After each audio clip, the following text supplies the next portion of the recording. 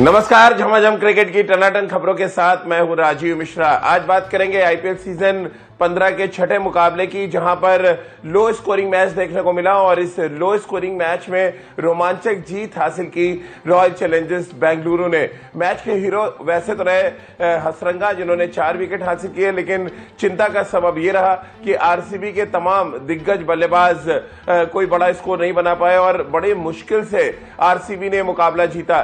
KKR की अगर बात करें तो केकेआर के गेंदबाजों ने शानदार गेंदबाजी की और एक तरीके से कमबैक कराते हुए नजर आए थे, जहां पर उमेश यादव ने एक बार फिर बहुत शानदार 4 ओवर का स्पेल डाला और उनका अच्छा साथ दिया बाकी के गेंदबाजों ने। लेकिन कुल मिलाकर जो जीता वही सिकंदर और जीत मिली आरसीबी को। इस जीत के साथ अब आरसीबी पॉइंट्स टैली में 2 अंक हासिल करने में कामयाब रहा।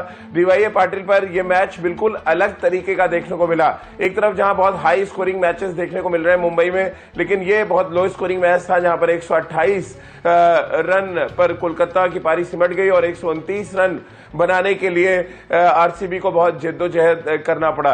कुल मिलाकर एक ऐसा मैच जो गेंदबाजों के लिए याद किया जाएगा, एक ऐसा मैच जहां पर तमाम बड़े बड़े दिग्गज बल्लेबाज फेल होते नजर आए और फेल और पास होने की जो एक परिस्थिति हमने देखी डीवाई पाटिल पर, उस पर बातचीत करेंगे और साथ ही आज जो बड़ा मुकाबला खेला जाएगा उस पर भी हम बातचीत करेंगे। लेकिन सबसे पहले आरसीबी की पहली जीत पर बात करने के लिए विराट के कोच राजकुमार शर्मा जी हमारे साथ हैं और सबा करीम हमारे साथ हैं और चर्चा की शुरुआत सबसे पहले हम राजकुमार सर से कर लेते हैं।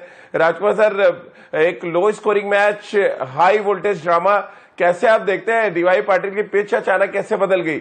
129 रन बनाने में आरसीबी के पसीने छूट गए।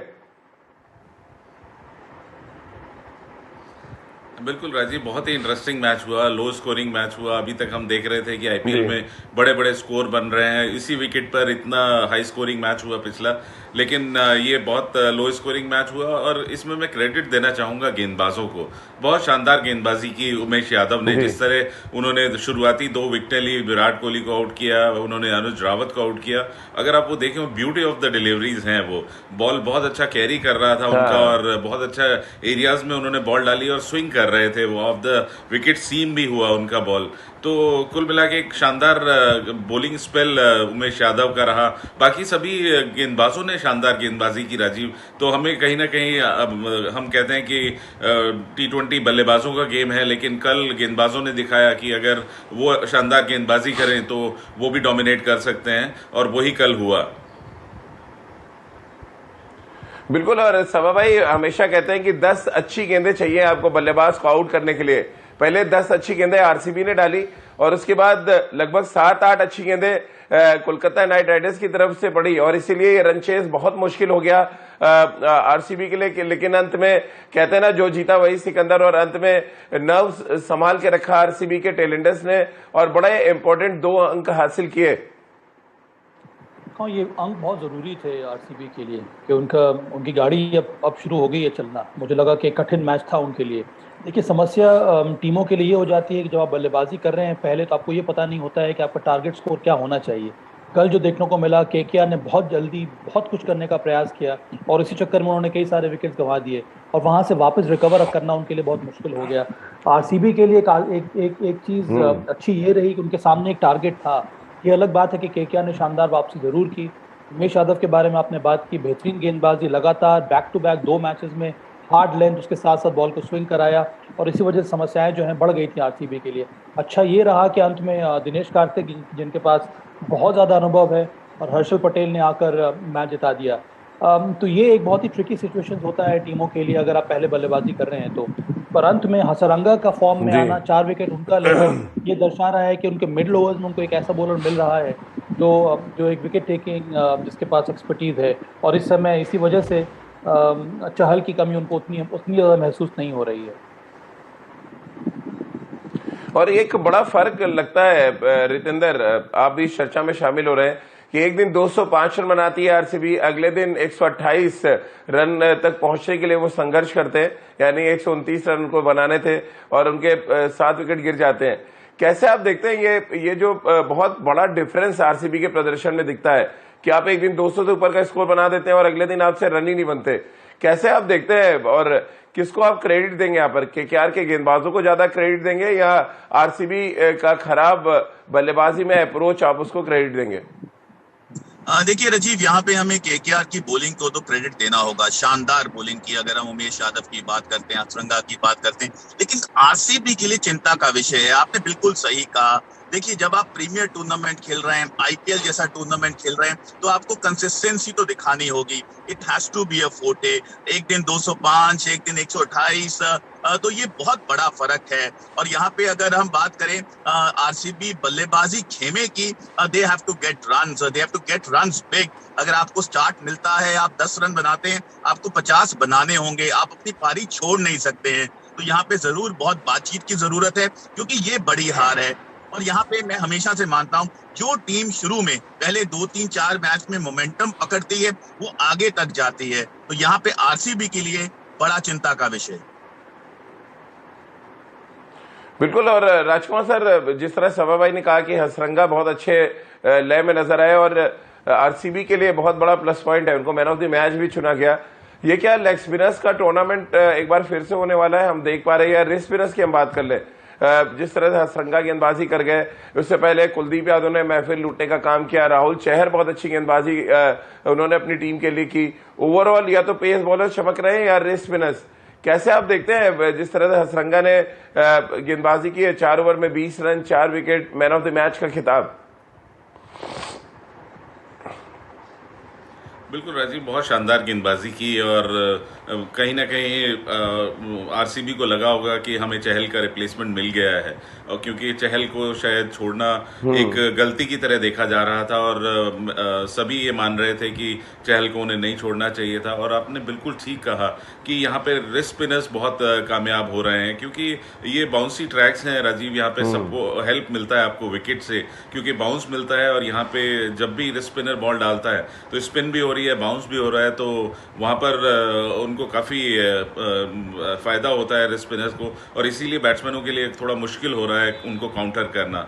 और अच्छी बात है कि सभी टीमों के पास अच्छे रिस्ट स्पिनर्स हैं जो एक अच्छा कंपटीशन दे रहे हैं इस आईपीएल में। आप हर टीम के पास देखिए एक न एक अच्छा रिस्ट स्पिनर है। और आरसीबी लकी है कि उनके पास हसरंगा हैं, जिन्होंने शानदार गेंदबाजी की कल और मैन ऑफ द मैच बने। सभा भाई, पिच को लेके अगर हम बात करें, अचानक डीवाई पाटिल के पिच में ऐसा क्या हो गया कि हसरंगा 4 विकेट ले जाते हैं, उमेश यादव आते ही अपने ओपनिंग स्पेल में 2 दिग्गज बल्लेबाज आउट कर देते हैं, और विराट को जिस तरह से आउट किया वो शायद ड्रीम डिलीवरी थी।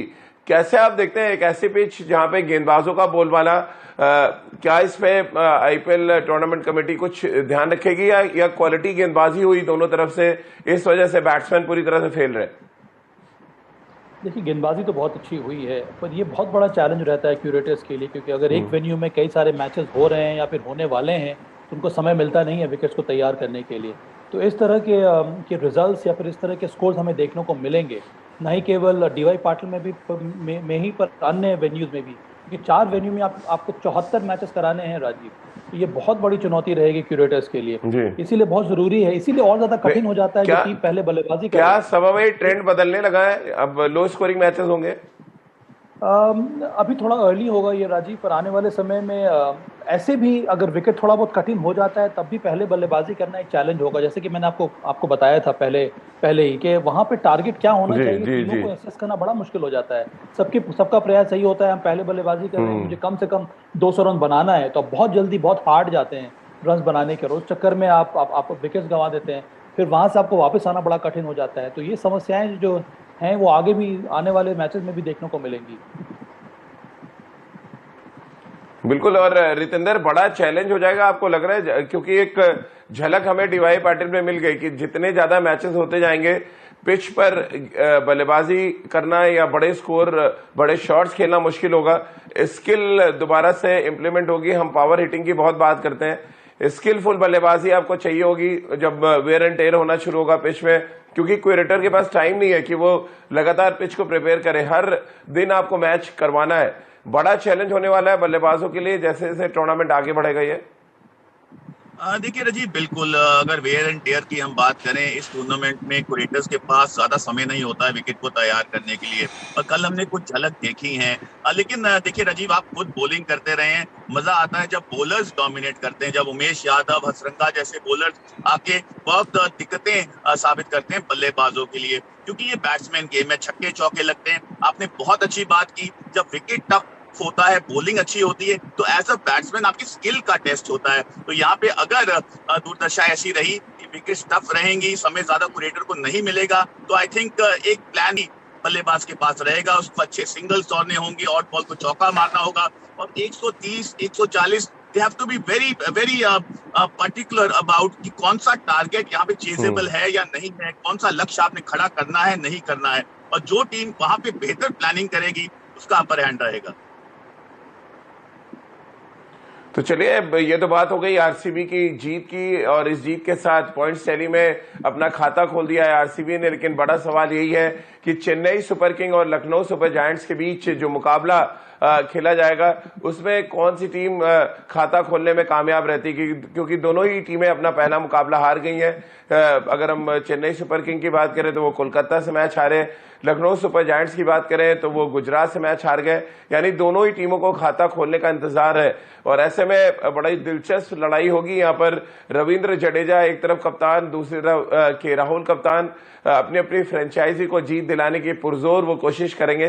पिछले मैच में हमने देखा किस तरह की बल्लेबाजी महेंद्र सिंह धोनी ने की थी, विंटेज धोनी में नजर आए थे। और वहीं दूसरी तरफ लखनऊ की अगर बात करें तो दीपक हुड्डा और आयुष बदूनी ने बहुत शानदार बल्लेबाजी करके एक अलग तरीके का ट्रेंड सेट किया था। अब सबा भाई, बड़ा मुकाबला किस टीम के लिए आप देख रहे हैं, और कौन सी टीम ज्यादा अपर हैंड लेकर इस मैच में उतरेगी, क्योंकि दोनों ही टीमें अपना पहला मुकाबला हार चुकी हैं? सीएसके के लिए मुझे लगता है कि बहुत ज़रूरी है कि नए कप्तान के अंदर वो खेल रहे हैं, एक तरह से नई टीम है उनकी, कि वो जल्द से जल्द इस टूर्नामेंट में वापसी करें। और उनकी क्रेडेंशियल्स बहुत ज़्यादा स्ट्रॉन्ग हैं, उस टीम में कई ऐसे खिलाड़ी हैं जिनके पास अनुभव है, उनकी जो मैनेजमेंट की जो टीम है, जो कोचिंग स्टाफ है, उसके पास बहुत ज़्यादा अनुभव है। तो मैं उम्मीद कर रहा हूँ कि यहाँ पर सीएसके को वापसी करनी चाहिए, कि उनकी टीम में मुझे ज़्यादा दमखम नज़र आता है। जडेजा एक शानदार ऑलराउंडर है, उसके साथ साथ एमएसडी को मैंने देखा है कि वो बहुत ज़्यादा ईगर है परफॉर्म करने के लिए एक बल्लेबाज के रूप में। तो उनको समय मिलेगा थोड़ा बहुत अब इस मैच के लिए, इस मैच के पहले प्लानिंग करने का।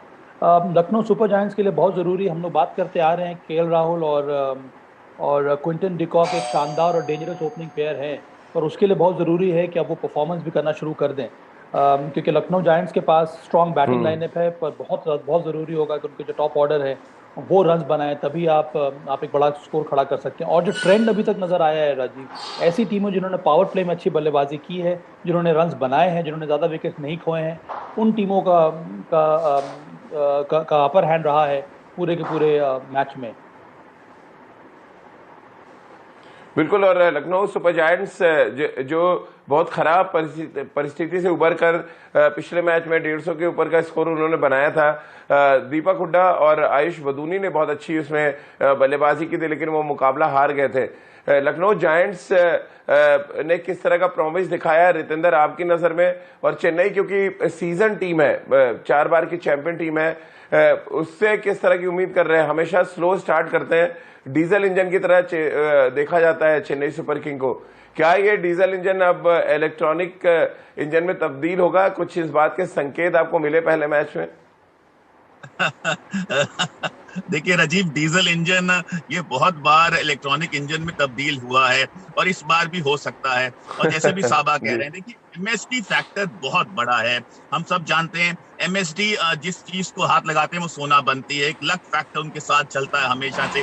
रविंद्र जडेजा का फॉर्म बहुत, लेकिन अब तो हाथ लगाने की जिम्मेदारी रविंद्र जडेजा के पास है।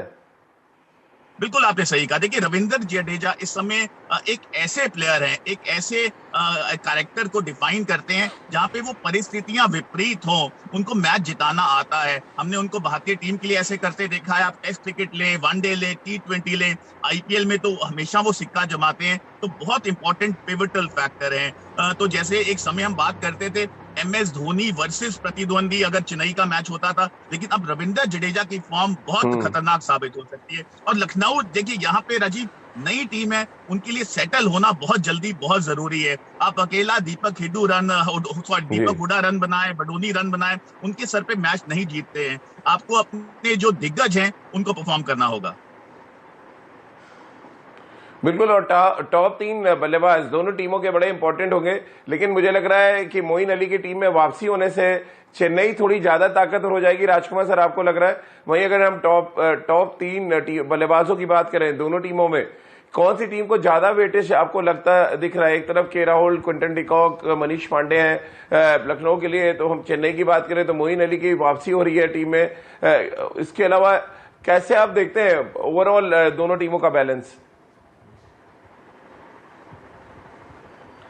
देखिए, अगर ऑन पेपर देख रहे हैं तो लखनऊ भी राजीव बहुत अच्छी टीम नजर आ रही है, लेकिन अभी क्योंकि नई टीम है और बहुत ज़्यादा इकट्ठा है, वो क्रिकेट खेले नहीं है इसलिए, और पिछला मैच वो हार गए और टॉप ऑर्डर भी थोड़ा फेल हुआ, तो कहीं ना कहीं रीग्रुप होने की ज़रूरत है उनको। लेकिन ऑन पेपर अच्छी टीम लग रही है। वहीं पर अगर चेन्नई देखें तो बहुत एक्सपीरियंस टीम है, बहुत लंबे समय से वो डोमिनेट करती आई है IPL में, और उनके पास सबसे बड़ी चीज़ MSD है जो अपने एक्सपीरियंस से काफ़ी गाइड करते हैं अपने प्लेयर्स को। तो कुल मिला के एक रोमांचक मुकाबला होने की आशा है, लेकिन मुझे फिर भी आशा है कि चेन्नई अपने एक्सपीरियंस से और मोइन अली के आने से बेटर टीम साबित होगी।